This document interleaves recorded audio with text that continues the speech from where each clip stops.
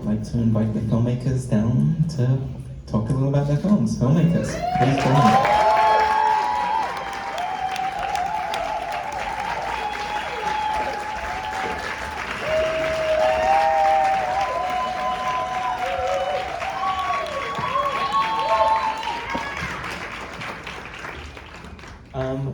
First, because it's a small stage and I know there's so many people in the audience who help make these films possible, if you'd like to introduce yourself, your film, and anybody you want to call out as well. So we'll start with you, Kim. Oh my gosh.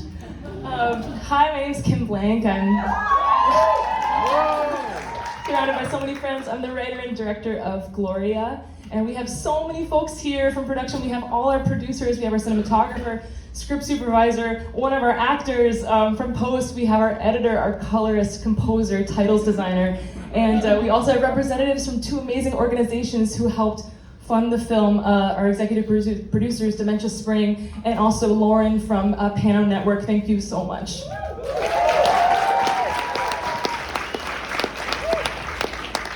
Hello everyone, I'm Manya Glassman. I'm the director of How I Learned to Die.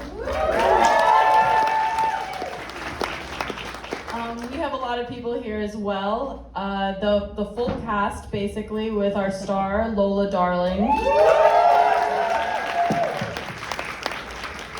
My producer, Niall Price. Rob Tinsworth, the editor, Randall Branham, composer, and our wonderful cinematographer, Marshall Cooper.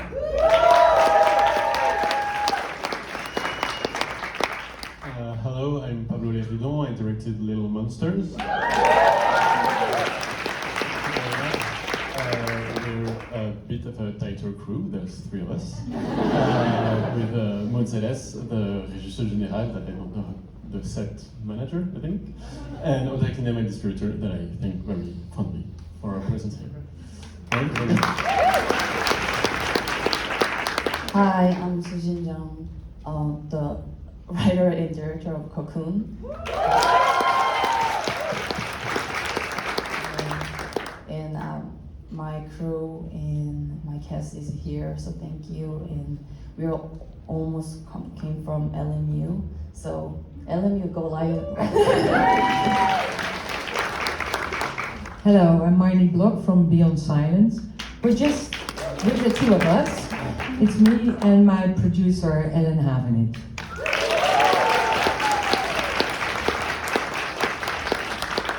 Hi, I'm the director of Truckload, Ella Jordan Edge. Sorry if I forget anyone, I'm literally just destroyed by that last one. I'm still crying inside.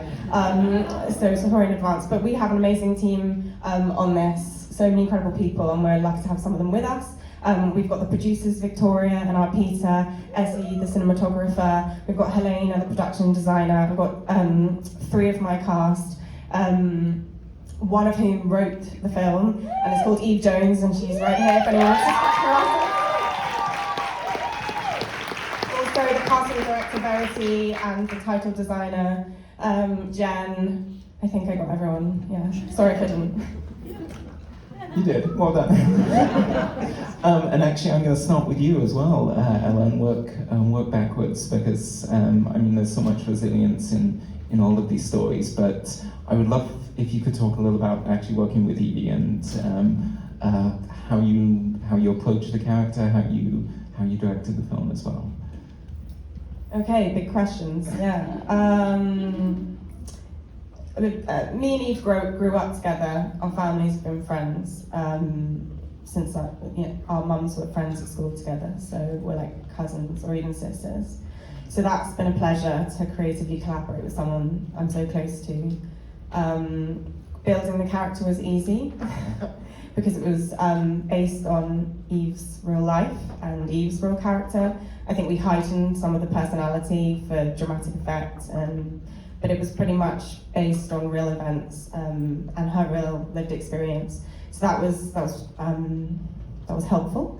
And I'd just say like an enormous amount of trust from director to writer actor to make sure this film was authentic and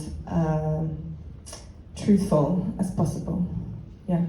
You framed it beautifully with the mother-daughter relationship as well, the overbearing parent. I love that dynamic. So, no, really Thank amazing. you. And a lot of love as well. Thank you so much.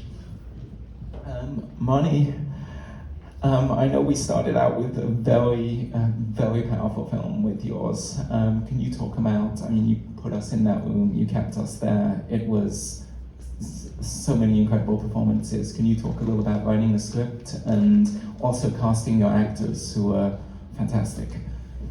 Yeah, about the script, well, I wrote it, I had the idea, but it was a difficult idea because I didn't want to tell anything about a woman, and I really wanted a deaf girl in, and I was very lucky with my producer, who kept saying, it's in there, just go on, it's in there, and she gave a lot of insight. So it was a bit of a struggle finding it, but in the end we found it, and I knew I had two brilliant actresses that I knew already from previous productions that I wrote. And then I knew from the start I wanted a deaf girl. When I was an actress on the theater school, we had, I was taught sign language, which I forgot completely, but I really loved it. But I never, as an actress nor as a writer, found a good reason to use it. And then when I wanted to tell this story, I thought, oh, I need it, because I thought it was a beautiful metaphor for not being heard.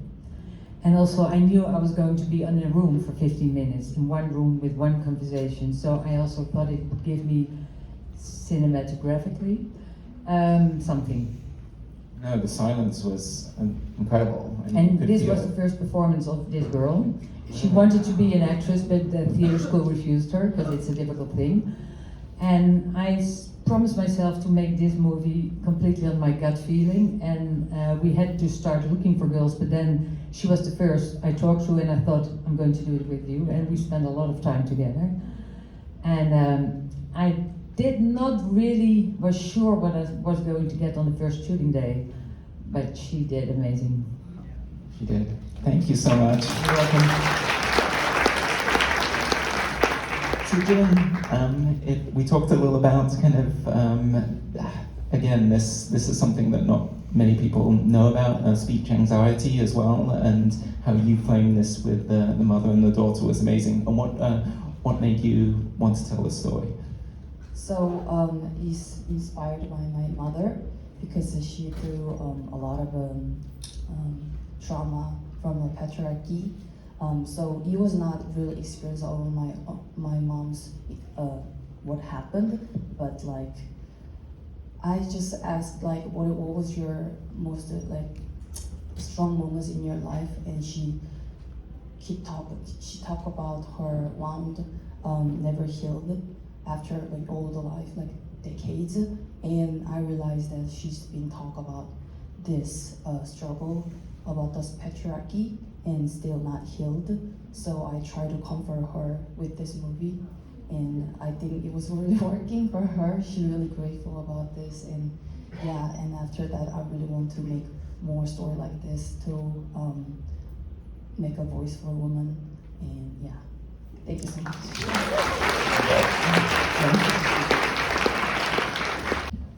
Pamela, we brought in Little Monsters to kind of add a bit of levity. It's a heavy program. Can you talk about finding your actors? And again, they're both phenomenal and working on the story. Thank you so much, and thank you for them, because obviously the movie rests on their shoulders, and we had a lot of trouble finding actors, disabled actors as well. And my casting directors, Chloé Ramon and Chloé Belfond, didn't want to do this. I don't know how to say. We call it casting sauvage, so wild casting, so to get non-professional actors. They wanted to get kids who wanted to act, even though they are teens, obviously. They're not necessarily seasoned actors, but not to just take kids from re-education centers or from hospitals, but kids who wanted to play with that, because the script called for biting tone, and I didn't want to take kids, make fun of their handicaps during like 5 days of shooting, and then leave them be in the wild. Their chemistry is fantastic. Yeah. How much time did you spend working with them as well? A lot in advance, because I wanted to make sure they would feel comfortable with every aspect of the script, And I had advice from an older director, and she told me, actors never say no, and kids never say no. So you have to leave room for no. And on a shoot, no one ever says no because you're always pressed for time. So you have to leave a lot of room beforehand. So I spent almost maybe every 2 weeks for 5 months. I came to the younger Oscar's flat. We would go to his flat and we would rehearse the film, which is quite short, so they would get sick of it. So then I would do improv exercises and they wouldn't care, so we would play FIFA at the end. But we just got really comfortable, the three of us, and so they ended up being able to actually say, this I don't like, but it was mostly about out-of-date French slang, and not about untoward handicap jokes. Oh, thank you so much, Maria, thank you for bringing Iris to life on stage. What made you want to tell a story about living in the face of death? This story is based off something that happened to me. It's basically exactly what happened to me, word for word. But I was a new student. I was 16 at a new high school, and doctors found out that I had a benign tumor inside my third vertebra.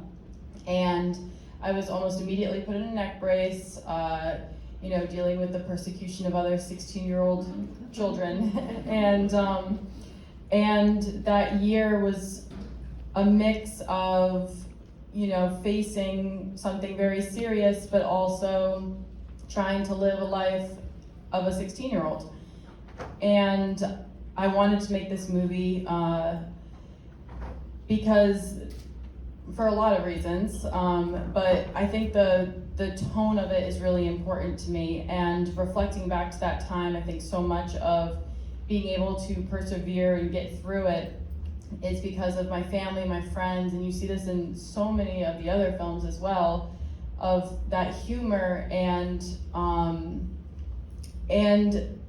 saying life is ridiculous and times are hard, but we get through it, and so yeah, I got through it, and this is the scar to prove it. Wow.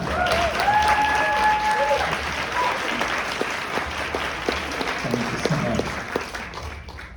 Kim, I wanted to ask you, we actually see a lot of films about dementia in the many submissions we're watching, but they often take a very heavy and depressing tone. What made you choose a different direction?